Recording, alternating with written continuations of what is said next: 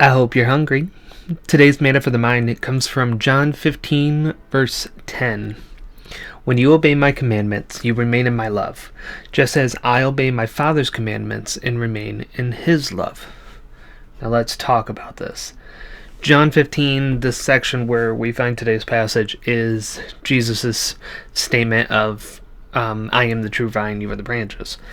And he has finished explaining the analogy, the parable of it, and is now trying to teach the actual lesson behind it. So when we follow God's command, we remain in God's love. Now, I don't want that to make it sound conditional. That if we only do what God commands, that's the only reason God's going to love us. No, that's not true. If you've been told that, I'm sorry.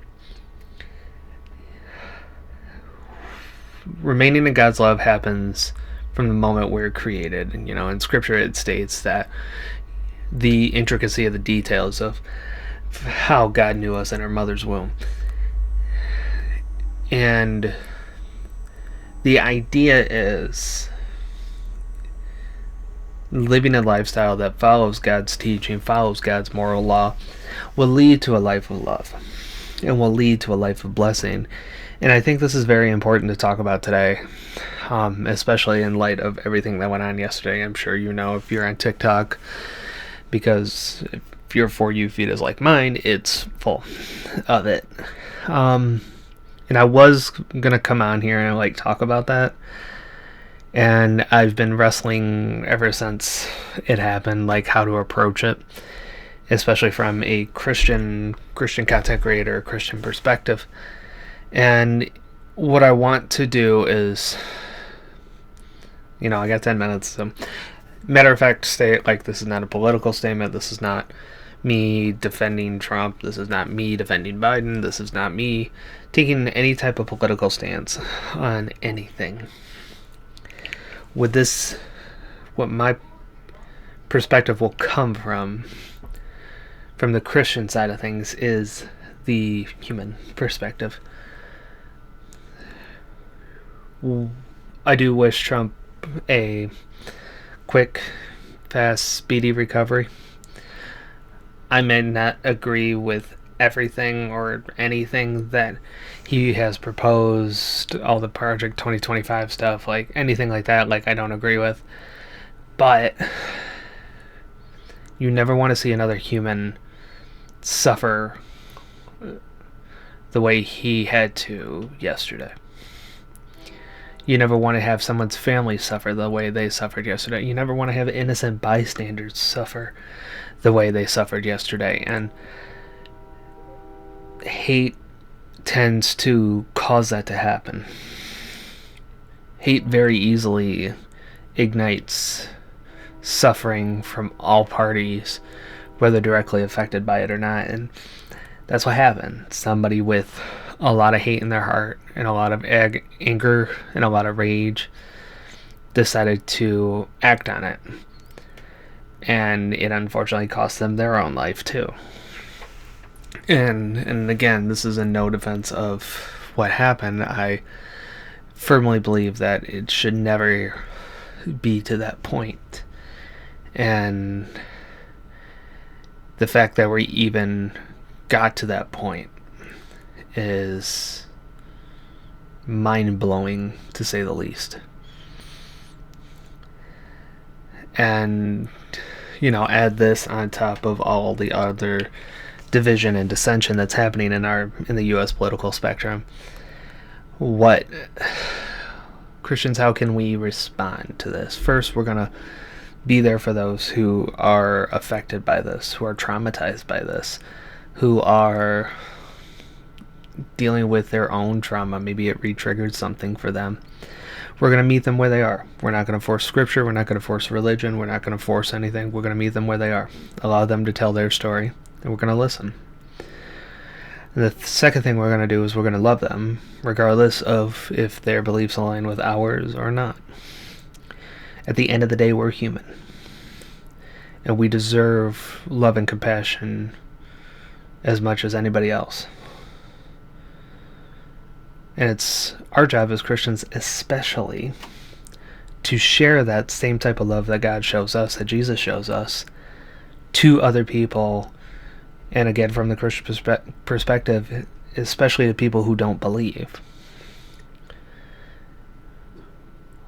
What I hope this does for you at the same time, if you're in support of what happened, if you're happy that it happened, even if you're angry that it happened, is that it shows you your true perspective on the different things that we need to get right as a country. And it's, again, not forcing Christianity on this nation, because this isn't a Christian nation. Christian nationality was never a thing. The idea of being a Christian is an individual relationship with God, and the idea of church is a community of believers coming together, a community of people who are interested in being a believer coming together. So we're not going to force anything. We're not going to force politicians. We're not going to support politicians that are coming in with Christian nationalistic ideals. We're going to come in with people who care. We're going to support people who love one another, who encourage compassion to be shared for one another, who removes the gatekeeping aspects of different socioeconomic things. We're gonna really look hard at who we're supporting and see if that we truly agree with them. And I know there's been the big argument of, I don't want to vote for Trump or Biden because they both suck. And I don't agree with some of what Biden's done either, but I'd rather have the lesser of two evils than not vote at all, because your silence is a vote in that aspect. So, and I encourage stronger, from what I believe, and I've believed on this for years, is start paying closer attention to who you elect for Congress, who you elect for the House, who you elect for your state legislation, even who you elect for your city legislation. What I've often noticed and what I often believe is the butterfly effect starts with us. It's us getting our hearts right, sharing with others how to be loving and compassionate, who can then share that with others, who can then share that with others, who can then share that with others, and so on and so forth. And the problem is, I'm not going to demonize social media, because it's good. It allows me to do what I do, and it allows a lot of other people to share some positivity and compassion to the world. However, what catches our attention as negativity is doom. That's why doom scrolling has become such a common term nowadays. And it's, and it is detrimental to us because we are so addicted to it that we get hooked in on the doom and we don't want to let go. I found myself today going through TikTok a couple times and getting so frustrated with myself that I'm not stopping, especially with all of my For You page being filled up with the Trump stuff. And what we need to do is start, I don't want to say ignoring it, because we shouldn't ignore it. It's a way for us to see what's truly going on in the world. What we need to do is hear it, accept it, and move on. We don't need to put it on blast. We don't need to have it cycling. We don't need to have it repeating.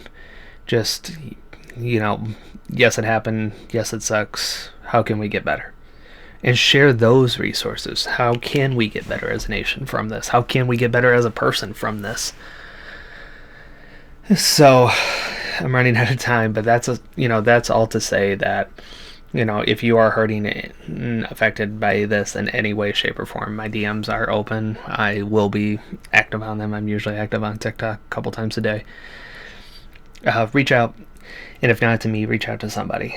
Even if it's the suicide awareness text line, crisis awareness text line, reach out to them. There is always somebody willing to hear you out.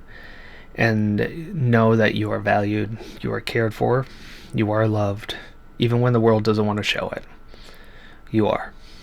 And again, from the Christian perspective, God does love you, even if you're not in a relationship with Him, even if you don't believe in Him.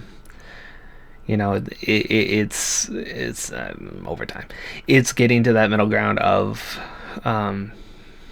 Like, I never want to force it, but God does love you.